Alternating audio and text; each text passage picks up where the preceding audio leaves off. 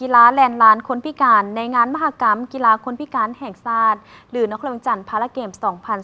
2025ซึ่งว่าเริ่มขึ้นอย่างเป็นทางการมี 17 แขวงและ 1 นครหลวงเข้าร่วมชิงเหรียญคำรวมทั้งหมด 60 กว่าเหรียญ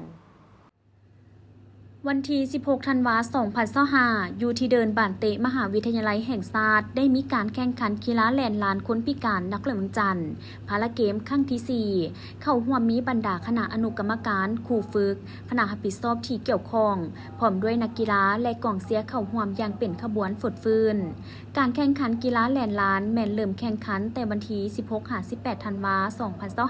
2025โดยมีบรรดานักกีฬาคนพิการมาจาก 17 แขวงและ 1 นครหลวงเจ้าภาพรวม102 คน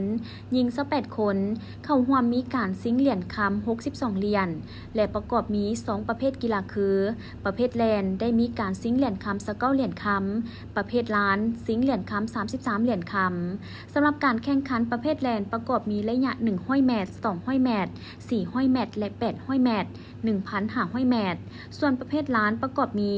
แกว่งจานเต้นยาวสัตว์ล้าวและสุกน้ำหนักซึ่งมีนักกีฬาคนพิการประเภทซ้ายและหญิงในระดับความพิการตั้งแต่ F11 หา F56 และที่ 11 หาที่ 47 และระดับคนหูหนวกเข้าร่วมแข่งขัน